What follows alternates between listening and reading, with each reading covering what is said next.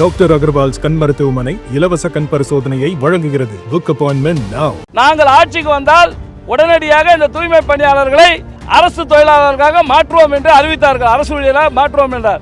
ஆனால் அதையெல்லாம் செய்யாமல் 4 ஆண்டுகள் கழித்து இன்றைக்கு ஜூன் 5, 6 தனியாரிடம் கொடுத்து அவங்க அனைவரையும் வேலையை விட்டு நிறுத்தி உனக்கு வேலை வேணும்னா குறைஞ்ச சம்பளத்தில் திரும்ப அந்த கம்பெனிலே போய் வேற கம்பெனியில் போய் சேருன்னு சொல்றது.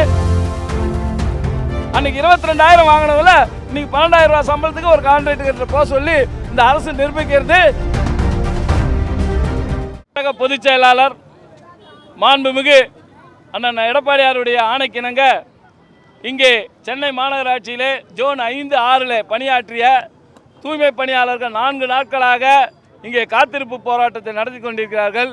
அவருடைய பிரச்சனையை போய் நீயும் நமது மாவட்ட கழக செயலாளரும் கேட்டு எனக்கு அது உடனடியாக தெரிவிக்குமாறு கேட்டுக்கொண்டது என்னங்க. எங்களுடைய அண்ணா தொழிற்சங்க பேரவையின் சார்பில் எங்களுடைய மாநகராட்சி செயலாளர் அன்பு தம்பி தங்கத்துறையோ ஏற்பாட்டின் பேரில் எங்களுடைய மாவட்ட கழக செயலாளர் மாண்புமிகு முன்னாள் பாராளுமன்ற உறுப்பினர் வாரிய தலைவர் அண்ணன் பாலகங்காவுடன் வந்து அவர்களுடைய பேசினோம். அவருடைய குறைகளை எங்களுக்கு சொன்னாங்க. 2021 இன்றைய முதலமைச்சர் அன்றைய முதலமைச்சர் அண்ணனுக்கு ஒரு கடிதம் கொடுத்தார். இவங்களை எல்லாம் நிரந்தரம் பண்ணணும்னு அதுக்குள்ளே ஆட்சி மாற்றம் ஏற்பட்டது. அவர்களுடைய தேர்தல் அறிக்கையில் 153 என்ன சொன்னாங்கன்னா, நாங்கள் ஆட்சிக்கு வந்தால் உடனடியாக இந்த தூய்மை பணியாளர்களை அரசு தொழிலாளர்களாக மாற்றுவோம் என்று அறிவித்தார்கள். அரசு ஊழியராக மாற்றுவோம் என்றார். ஆனால் அதையெல்லாம் செய்யாமல் 4 ஆண்டுகள் கழித்து இன்றைக்கு ஜூன் 5, 6 தனியாரிடம் கொடுத்து அவங்க அனைவரையும் வேலையை விட்டு நிறுத்தி உனக்கு வேலை வேணும்னா குறைஞ்ச சம்பளத்தில் திரும்ப அந்த கம்பெனிலே போய் வேறு கம்பெனியில் போய் சேருன்னு சொல்கிறது எந்த விதத்தில் நியாயம்? இன்றைக்கு ஆண்டுக்கு ஆண்டு விலைவாசி உயருது. இதையெல்லாம் சரி பண்ணால் அவங்களுக்கு சம்பளம்லாம் உயர்த்தி கொடுக்கறதுக்கு பதில் அன்றைக்கி 22,000 வாங்கினதில் இன்றைக்கி 12,000 ரூபாய் சம்பளத்துக்கு ஒரு கான்ட்ராக்டர் போக சொல்லி இந்த அரசு நிரூபிக்கிறது என்றது தான் அவங்களுடைய குற்றச்சாட்டு.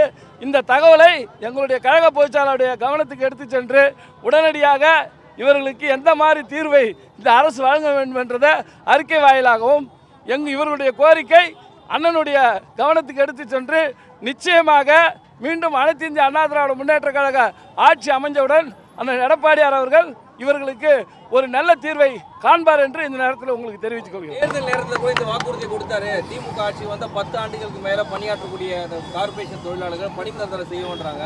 அது நிறைவேற்றாமல் இங்கே வயிற்றில் அடிச்சிட்டாரு ஸ்டாலின் சார் சொல்கிறாங்க. இதுக்கு அதிமுக எந்த அளவுக்கு என்ன பண்ண போகுது? உண்மைதாங்க. நாங்கள் வந்து கடைசி நேரத்தில் வந்து இவங்க எங்களுக்கு கோரிக்கை வச்சது அண்ணன் பரிசீலனை எடுக்கும்போது கவர்மெண்ட் மாறுச்சு.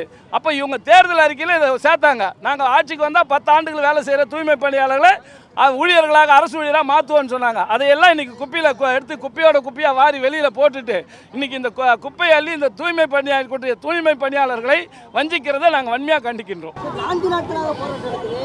ஆனால் கார்பரேஷன் சார்பாகவும் அரசு சார்பாகவும் யாரும் பேச்சுவார்த்தை நடத்தல. கோரிக்கை நிறைவேற்றப்பட்டு சொல்லாமல் இருக்காங்க. இதுதான் சார் திராவிட மாடல் அரசு. மக்களே போராடி அவங்களா ஓயிற வரைக்கும் எதை பற்றியும் கண்டுக்காத அரசு. இது கொடுமை என்னன்னா, இந்த 2 ஜோனும் வந்து முதலமைச்சர் தொகுதியிலையும் துணை முதலமைச்சர் தொகுதியிலும் தான் வருது. அவர்கள் தொகுதியை சார்ந்த தொழிலாளர்களே காப்பாற்றாதவர்கள் இவர் எங்கே தமிழ்நாட்டில் இருக்கக்கூடிய தொழிலாளர்களை காப்பாற்ற போகிறார்கள் என்பதுதான் எங்களுடைய கேள்வி.